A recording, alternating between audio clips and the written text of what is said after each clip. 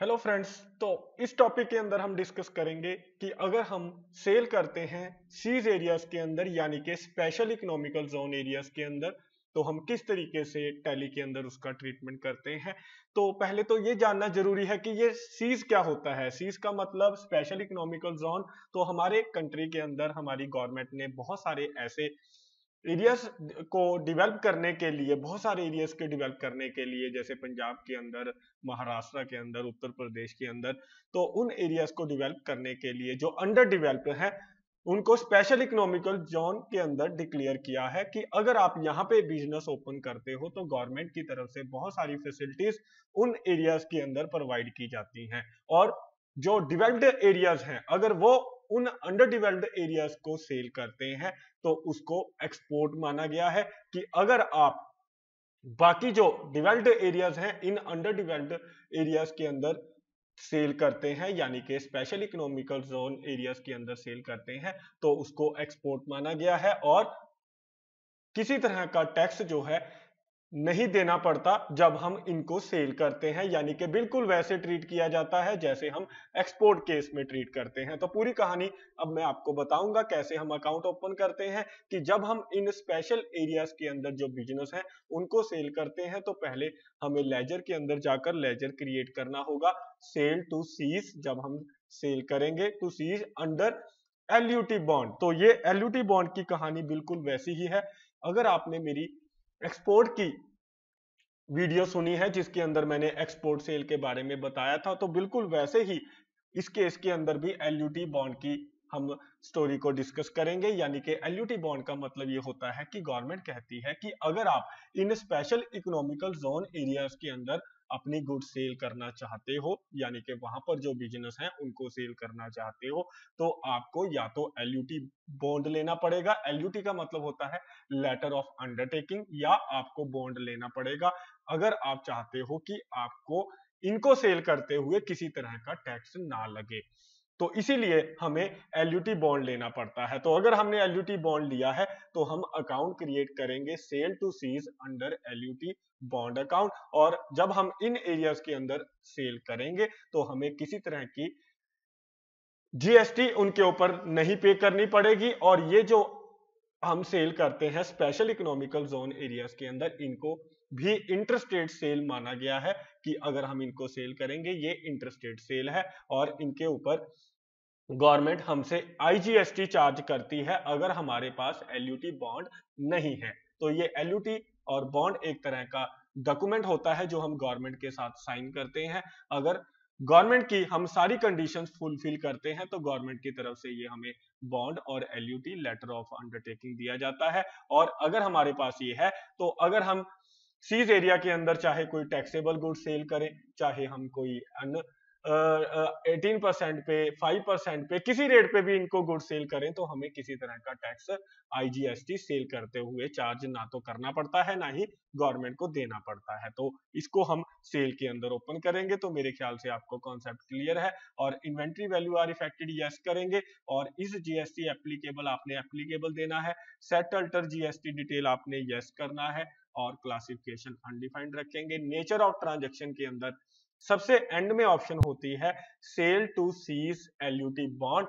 अगर हमने LUT bond government से ले रखा है और अगर हम स्पेशल इकोनॉमिकल जोन एरिया में सेल करेंगे तो हम इस ऑप्शन को सिलेक्ट करेंगे जब हम ये sale to SEZ under LUT bond account create करते हैं। तो इस तरीके से हम ये अकाउंट क्रिएट करेंगे और यहाँ पर टैक्सेबिलिटी हम अननोन देंगे क्योंकि कोई भी गुड्स जो हम इनको सेल करेंगे चाहे एग्जम्प्टेड हो, नील रेट हो, टैक्सेबल हो, हमें कोई टैक्स नहीं लगना। तो हम यहाँ पे अननोन दे सकते हैं कि कोई भी गुड्स सेल करें तो इस अकाउंट के अंदर आप डाल सकते हो, या फिर एग्जम्प्टेड और नील रेट के लिए अलग एक अकाउंट भी क्रिएट किया जा सकता है। तो मेरे ख्याल से आपको क्लियर है कि हम अननोन सेलेक्ट करेंगे कि हम कौन सी गुड्स सेल करेंगे, लेकिन उन गुड्स के ऊपर हमने कोई टैक्स नहीं देना। और टाइप ऑफ गुड्स यहाँ पे आपने गुड्स सिलेक्ट कर लेना है। तो इस तरीके से हम ये sale to SEZ under LUT bond account open करते हैं। और अगर आपने सेल, मान लीजिए एक और हम अकाउंट क्रिएट करेंगे, सीज को हम सेल कर रहे हैं eight the rate of 18% GST account अगर हमारे पास एलयूटी बॉन्ड नहीं है, और अगर हम टैक्सेबल गुड्स सेल करते हैं 12% हो चाहे 18% चाहे 28%, तो हर केस के अंदर हमें अलग अलग ये रेट के बेस पे ये sale to SEZ at the rate of 18% GST ये अकाउंट ओपन करना पड़ेगा। 12% का 18% का अलग अलग हम सेपरेट अकाउंट ओपन करेंगे और अंडर इसको हम सेल के देंगे। इन्वेंट्री वैल्यू आर इफेक्टेड हम यस करेंगे। Is GST applicable applicable set alter GST detail आपने यस करना है। क्लासिफिकेशन अनडिफाइंड रखेंगे। नेचर ऑफ ट्रांजैक्शन के अंदर हम सिलेक्ट करेंगे सेल टू सीज टैक्सेबल, यानी कि जो ये सेल हो रही है स्पेशल इकोनॉमिकल जोन एरिया में, इनके ऊपर टैक्स लगेगा। हमारे पास एलयूटी बॉन्ड नहीं है और यहाँ पे हम टैक्स रेट डालेंगे। अगर 18% का अकाउंट बना रहे हैं तो 18%, 12% का बना रहे हो तो 12%, 5% का बना रहे हो तो 5%, और सप्लाई टाइप सिलेक्ट करेंगे गुड्स की, हम गुड्स की सप्लाई कर रहे हैं। ऐसे हम ये सेल टैक्स अगर पे करते हैं, एलयूटी बॉन्ड नहीं है, अकाउंट ओपन करते हैं। और अगर हम सेल कर रहे हैं टू सीज को एग्जम्प्टेड गुड्स सेल कर रहे हैं, यानी जिनके ऊपर गुड्स के ऊपर टैक्स नहीं लगता, या तो नील रेट गुड्स है या एग्जम्प्टेड गुड्स है, दोनों के केस के अंदर आप नील रेट गुड सेल कर रहे हो चाहे एग्जम्प्टेड गुड सेल कर रहे हो, दोनों केस के अंदर हम एक ही अकाउंट ओपन करेंगे sale to SEZ exempted account. तो ये गवर्नमेंट हमारा जीएसटी एक्ट कहता है कि अगर आप ये सीज को नील रेट की गुड्स या एग्जम्प्टेड सेल करते हो तो आपने एक ही अकाउंट के अंदर डाल देनी है सेल टू सीज। हम सेल के अंदर ओपन करेंगे इस GST applicable applicable set alter GST detail yes करेंगे, और यहाँ पे नेचर ऑफ ट्रांजैक्शन के अंदर आप सिलेक्ट करोगे कि हम ये सेल कर रहे हैं exempted. Sale to SEZ exempted यानी कि जिनके ऊपर कोई टैक्स नहीं लगता, और यहाँ पे आप अननोन सेलेक्ट कर सकते हो क्योंकि हमने दोनों एंट्रीज इसी में डालनी है, चाहे हम एग्जम्प्टेड एक्सपोर्ट करें चाहे नील रेट की, तो हम दोनों के केस में यहाँ पे अननोन सेलेक्ट कर लेते हैं। और टाइप ऑफ सप्लाई हम यहाँ पे गुड्स सेलेक्ट करेंगे।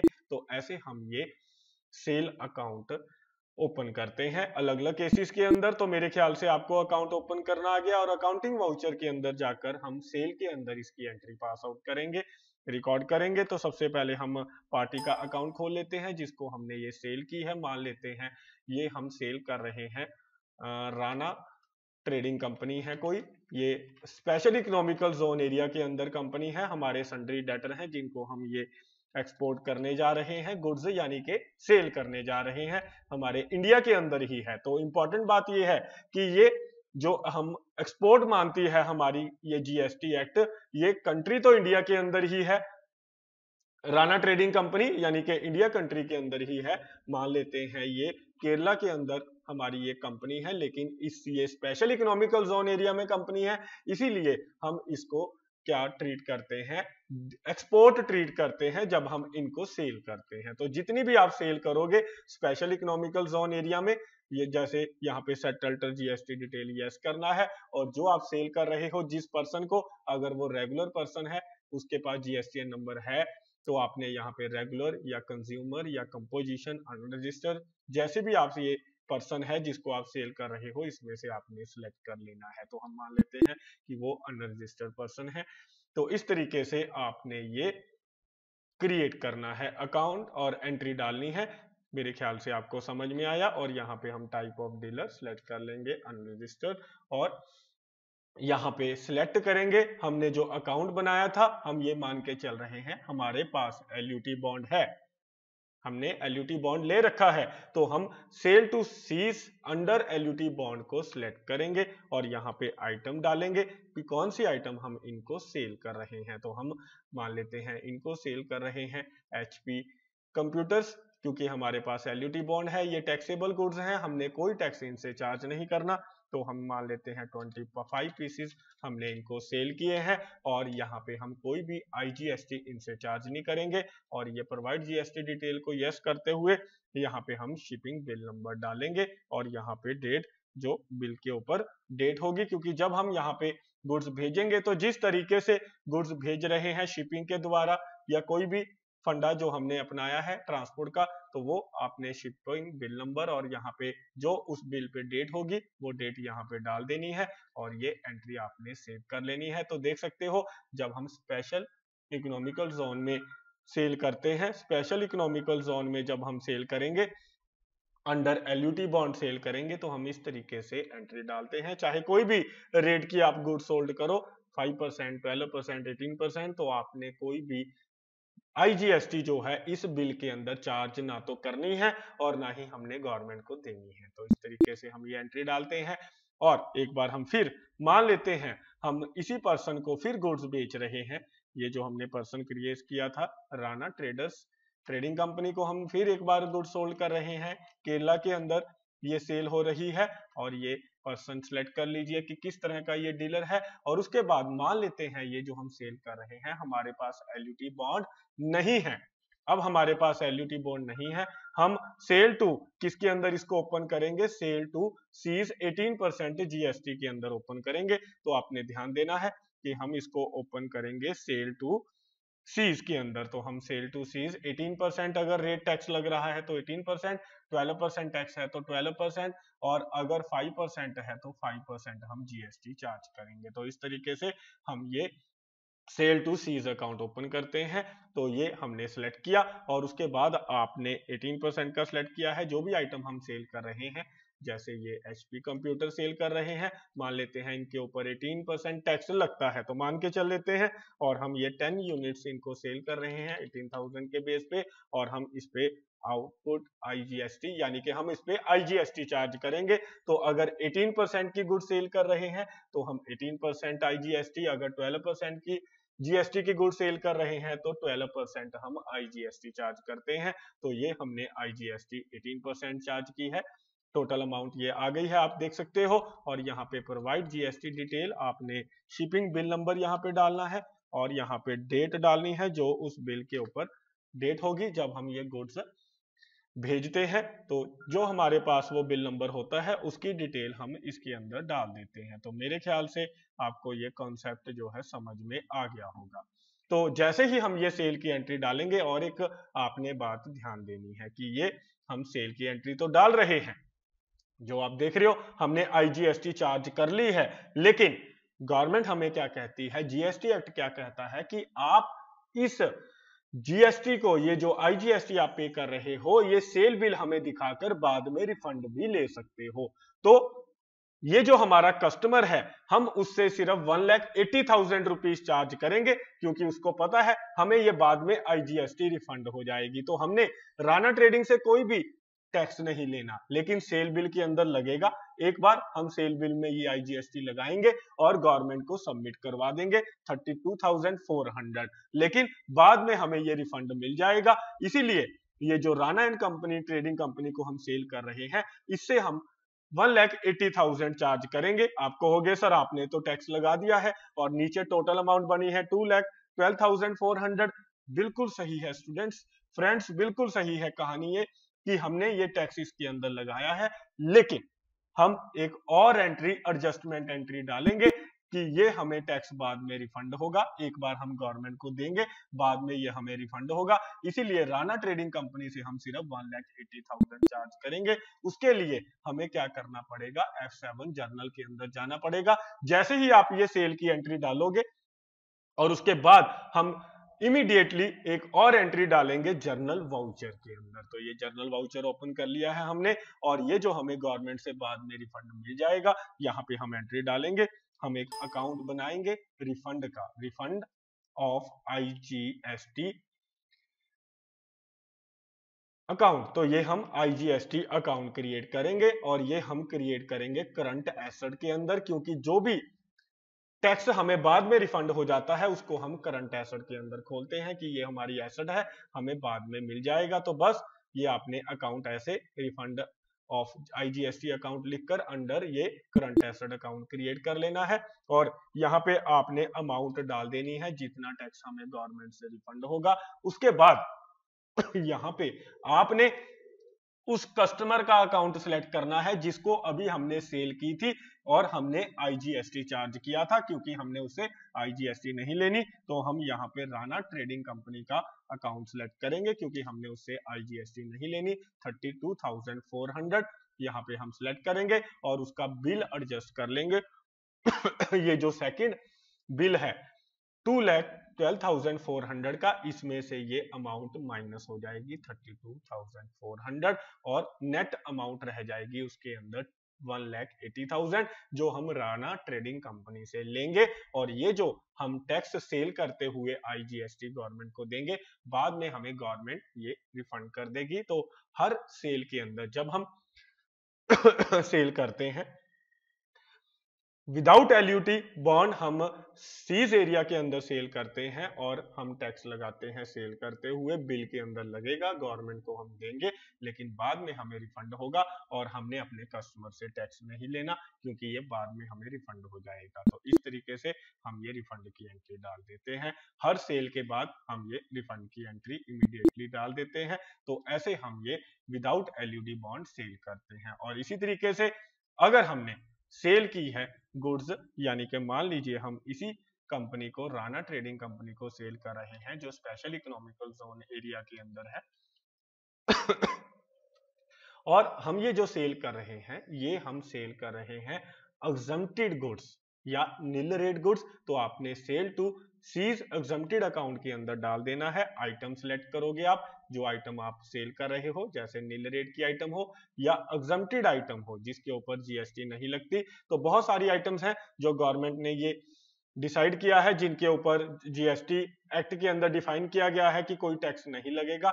तो वो गुड्स आपने पहले क्रिएट कर लेनी है, आइटम क्रिएट करनी आपको आती है, उसके बाद आप उन आइटम्स को यहाँ पे सिलेक्ट कीजिए जब आप उनको सेल करोगे। और यहाँ पे बस ध्यान रखना है कि आपने इनके ऊपर किसी तरह का कोई टैक्स चार्ज नहीं करना। तो इस तरीके से हम ये सेल करते हैं तो कोई टैक्स चार्ज नहीं करेंगे। और यहाँ पे प्रोवाइड जीएसटी डिटेल में यहाँ पे बिल नंबर, जिस बिल नंबर डालेंगे और डेट डालेंगे, ठीक है। तो इस तरीके से हम ये sale to SEZ exempted account की एंट्री डालते हैं। लेकिन एक बात आपने और ध्यान रखनी है कि जब हम एक्सपोर्ट करते हैं या सेल टू सीज को सेल करते हैं, चाहे वो एग्जम्प्टेड गुड्स करें, चाहे नील रेट की गुड्स करें, चाहे हम टैक्सेबल गुड सेल कर रहे हैं जिनके ऊपर टैक्स लगता है, तो जब आप ये आइटम क्रिएट करोगे, इस आइटम पे हम एक बार फिर आएंगे, हमें इस आइटम पे जब हम इसकी क्रिएशन करते हैं, ये देखिए इसकी क्रिएशन की विंडो ओपन हो गई है और यहाँ पे सेट अल्टर जीएसटी डिटेल जब हम सेट करते हैं, ये आइटम आपको क्रिएट करनी आती है। अगर नहीं आती, भूल चुके हो आप, तो आप हमारी क्रिएशन की वीडियो देख सकते हो कि आइटम कैसे क्रिएट होती हैं। तो आपने इसके अंदर यहाँ पे ये जो HSN नंबर है, डिस्क्रिप्शन और HSN नंबर डालना है जब आप ये सेल टू सीज एरिया में करोगे। तो जितनी भी पहले अभी हम सेल कर चुके हैं, 2 सेल की एंट्री हमने डाली थी, उसके अंदर भी जितनी भी हमारी आइटम है उनकी डिस्क्रिप्शन यहाँ पे हम जैसे लिख देते हैं, नील रेट आइटम है हमारी, यानी कि अपनी जो भी आइटम की डिस्क्रिप्शन है और उसका HSN नंबर, ये 8 कैरेक्टर का HSN नंबर होता है।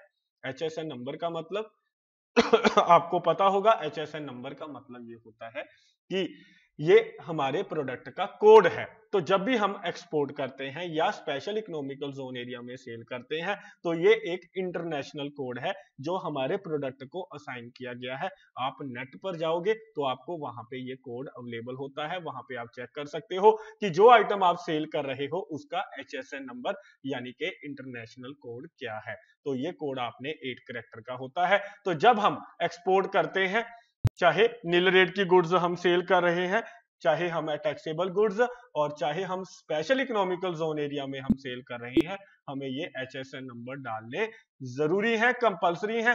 तभी हमारी ये जो सेल की एंट्री है वो हमें GSTR 1 फॉर्म के अंदर नजर आती है, क्योंकि आप ये जितनी भी सेल करते हो इसकी रिपोर्ट हमने गवर्नमेंट को GSTR 1 में डालनी पड़ती है और हमें ये HSN नंबर डालना जरूरी होता है। तो मेरे ख्याल से आपको क्लियर है।